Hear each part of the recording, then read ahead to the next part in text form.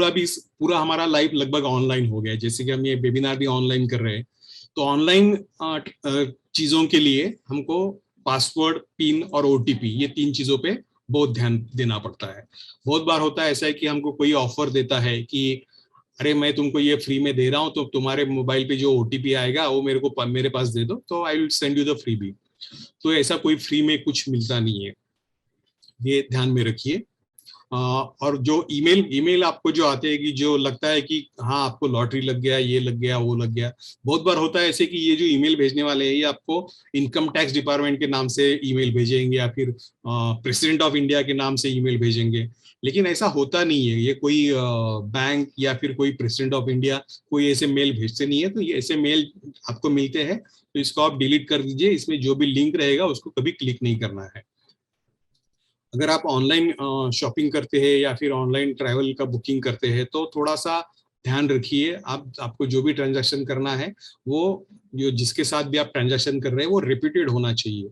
ऐसा नहीं कि कोई नया वेबसाइट खुल गया और आप उस पे जाके ट्रांजैक्शन कर रहे हैं। ज्यादातर होता है कि आपको यहाँ पे चीटिंग हो सकती है। तो कोई अगर आपको क्यूआर कोड भेजता है या फिर लिंक भेजता है, इसको आप क्लिक करो ये और इसको स्कैन करो, तो ऐसा नहीं करना है आपको। अभी हमारा दूसरा जो पार्ट मैंने बोला था ऑनलाइन का, डिजिटल सिक्योरिटी का, तो डिजिटल सिक्योरिटी में बेसिकली ये जो है डोमेन एंड यूआरएल, इसको आपको डिफरेंस जो है वो आपको पता करना बहुत आवश्यक है। और बहुत बार होता है कि हम इसमें फंस जाते हैं। अभी देखिए इसमें https://n.wikipedia.org ये जो है ये वेब एड्रेस है जिसको हम यूआरएल बोलते हैं, और इस यूआरएल में wikipedia.org ये डोमेन नेम है। ये सेम चीज ईमेल के लिए भी लागू होती है। जैसे कि हमारे पास कोई ऑथेंटिक मेल आता है, समझो कि we get mail from Facebook, तो फेसबुक बस official mail would be xyz@facebook.com and not xyz@facebook.iamfake.com। तो ये जो iamfake.com जो है, जो एंड में जो आता है राइट साइड में, ये डोमेन रहता है।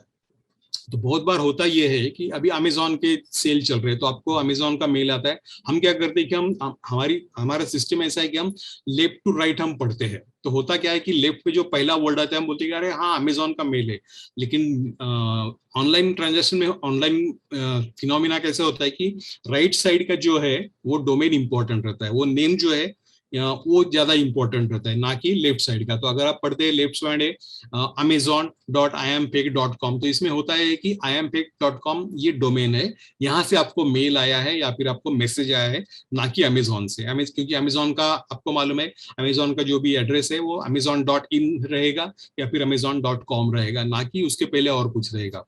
और जब भी आपको फाइनेंशियल ट्रांजैक्शन करना है, जैसे कि आपको किसी को पैसा भेजना है, पैसा मंगवाना है, ये वेब के बारे में बोल रहा हूं मैं, ऐप के बारे में थोड़ी देर में बताऊंगा।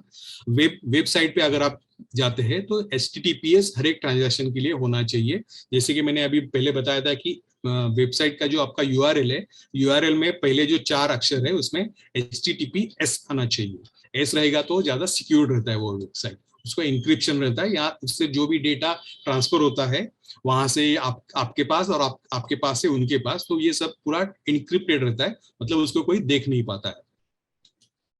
अगर आप नेट बैंकिंग कर रहे हैं या फिर ब्राउजर अगर आप यूज कर रहे हैं, तो ब्राउजर यूज करते समय आपको ऐसा विंडो आएगा जिसमें आपका यूजर नेम और पासवर्ड डाल सकेंगे, और बाजू में एक आपको ऑनलाइन वर्चुअल कीबोर्ड भी दिखेगा। तो if possible use this virtual keyboard, क्योंकि होता कैसा है कि अगर आप ये पब्लिक प्लेस में जाके अगर आप ये ट्रांजैक्शन, मैं तो बोलूंगा करना ही नहीं है आपको पब्लिक प्लेस में जाके। अगर आपको जरूरत पड़ी और आप साइबर कैफे में या फिर नेट कैफे में जा रहे हैं या फिर किसी और जगह पे जाके आप, या फिर आपके शायद आपका दोस्त का भी लैपटॉप या पीसी अगर आप यूज कर रहे हैं, तो उसमें हो सकता है कि कीलॉगर नाम का एक छोटा सा एप्लीकेशन आता है, सॉफ्टवेयर आता है, वो इंस्टॉल किया होगा। उससे होता क्या है कि आप जो भी कीज दबाएंगे वो उसमें ऑटोमेटिक रिकॉर्ड होता है, और वो जो भी मालिक है वो देख सकता है कि ये कीज कौन सा है। तो इसलिए अगर आप किसी थर्ड पार्टी के यहाँ पे अगर आप आपका नेट बैंकिंग यूज कर रहे हैं तो use this virtual keyboard. Now we come to the mobile banking. तो मोबाइल ऐप, जैसे मैंने आपको बोला था कि आप बैंकिंग के जो ट्रांजैक्शन है वो आप आपके मोबाइल ऐप थ्रू कर सकते हैं। इसमें आप अभी इसमें फायदा क्या होता है कि ये 24/7 आपको एक्सेस मिलता है। तो आप पैसा भेज सकते हैं, आपका बैलेंस चेक कर सकते हैं, किसी को अगर पैसा देना है तो भी आप इसमें फिक्स करते हैं। फिर नोटिफिकेशन आपको इसमें मिलेगा, आप बिल पे कर सकते हैं, और बहुत सारे अकाउंट, मतलब आपके अगर 2-4 अकाउंट है तो वो भी आप मोबाइल ऐप थ्रू चेक कर सकते हैं।